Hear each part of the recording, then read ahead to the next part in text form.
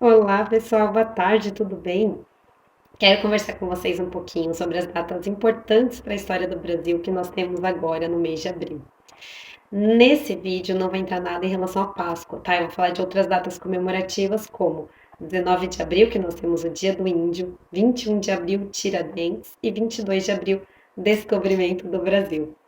Bom, acho muito importante trazer essas datas. Eu sei que quase todas as pessoas conhecem, ou o calendário lembra as pessoas sobre essas datas. Porém, eu acredito que faltam algumas reflexões sociais sobre isso depois da nossa vida de adulto, né? Muitas vezes as crianças conversam bastante sistemas na escola, aprendem, conversam com a família, chegam brincando.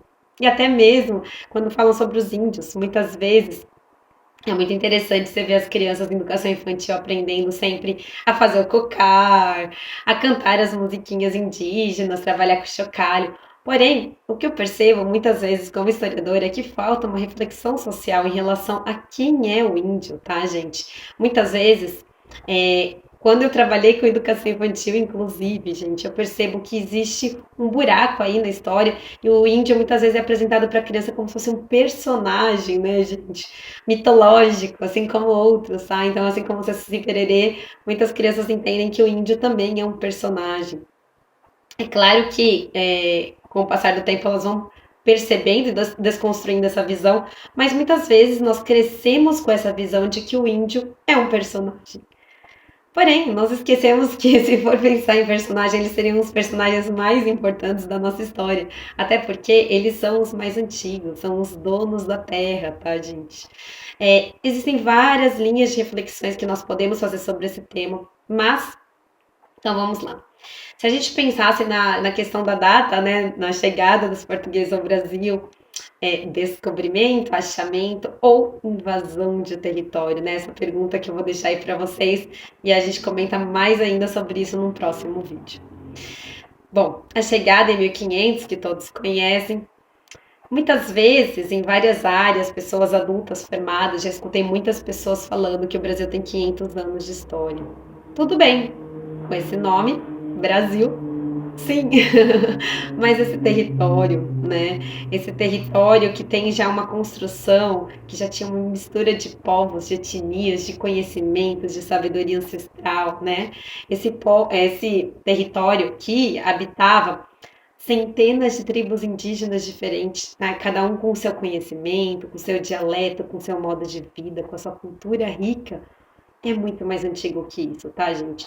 Se a gente buscar informações pela arqueologia, nós temos diferentes, inclusive, informações da arqueologia, mas seria em torno de 11 mil anos que o Brasil já é habitado, tá?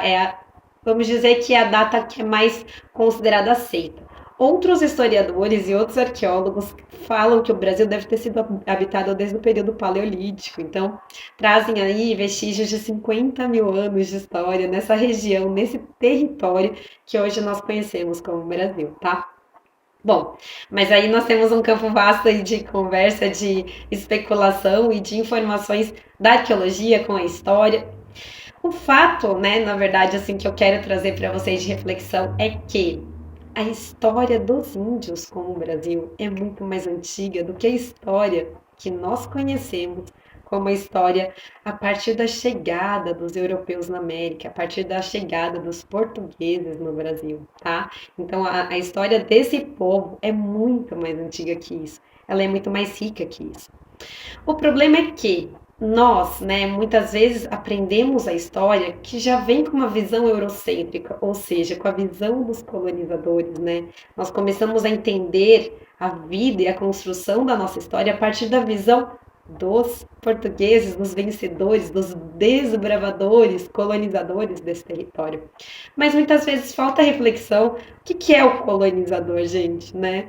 O que é colonização, né? Se a gente pensar na questão das guerras, né, do imperialismo, da expansão territorial em vários momentos da história, pensamos no Império Romano, pensamos na tentativa do Napoleão Bonaparte também novamente de expandir território, o Hitler tentou fazer isso. O que está acontecendo na questão da Rússia, tentando expandir o território?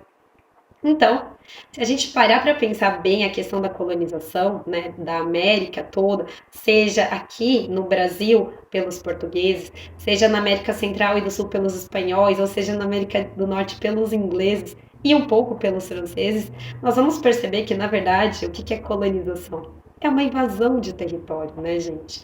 Nada mais é do que uma invasão de território, um domínio, uma exploração territorial, mas aí também já traz várias outras possíveis reflexões, tá, gente? Não existe um consenso também.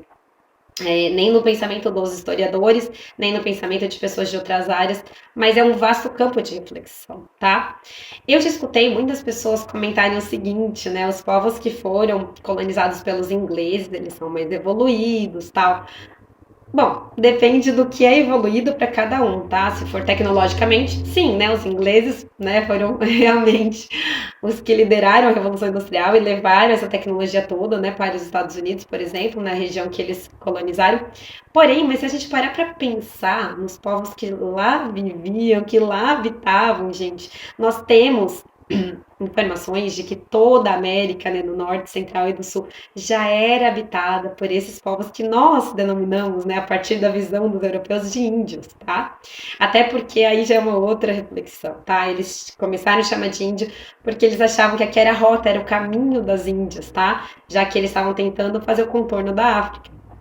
Então, conheceram, né, eles apelidaram os povos da América como índios, tá? Mas nós podemos chamar de povos nativos ou aborígenas, os povos que aqui habitavam. Né, então, a visão, a história deles é muito mais antiga que isso, tá? Bom, então a primeira reflexão é essa. A segunda reflexão é que dentro do próprio território do Brasil há uma diversidade cultural, né, religiosa, tá, linguística, social de cada uma dessas etnias que formam o que nós conhecemos de povos indígenas.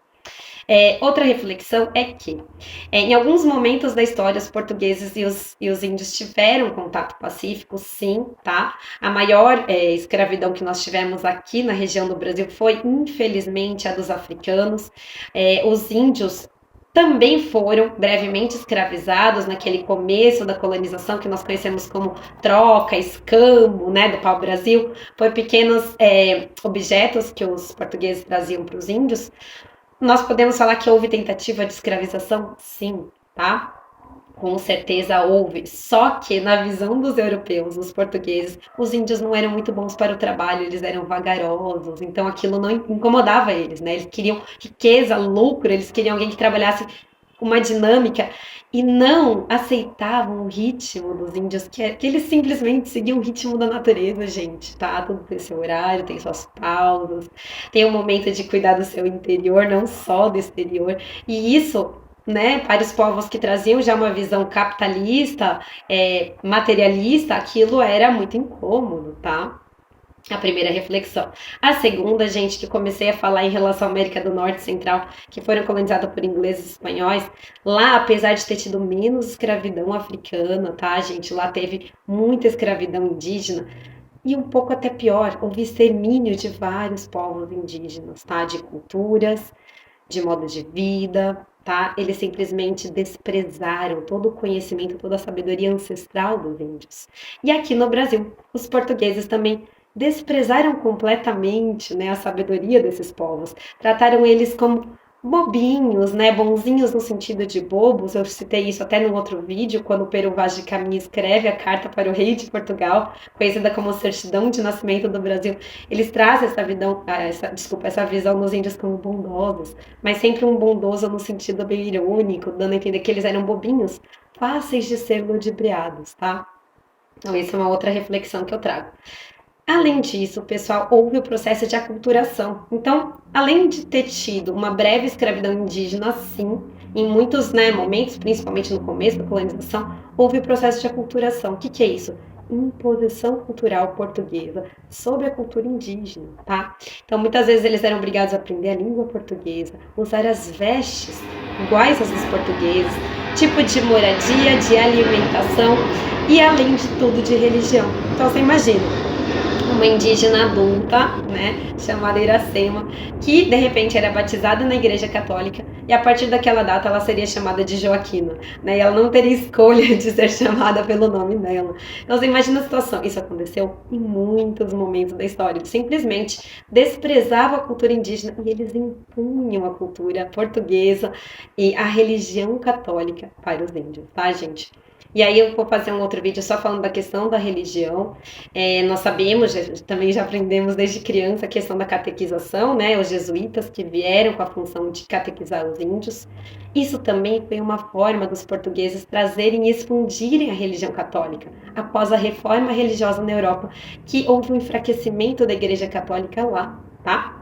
Então, uma forma de perpetuar e talvez aumentar o número de fiéis foi trazendo também a religião católica para a América, tá bom, gente? Então, essa é uma pequena reflexão social em relação ao contato entre os portugueses e índios. Vou gravar outros vídeos falando um pouquinho mais da cultura indígena e um pouquinho mais do descobrimento, achamento ou invasão do território do Brasil, tá bom? Um ótimo dia a todos, namastê!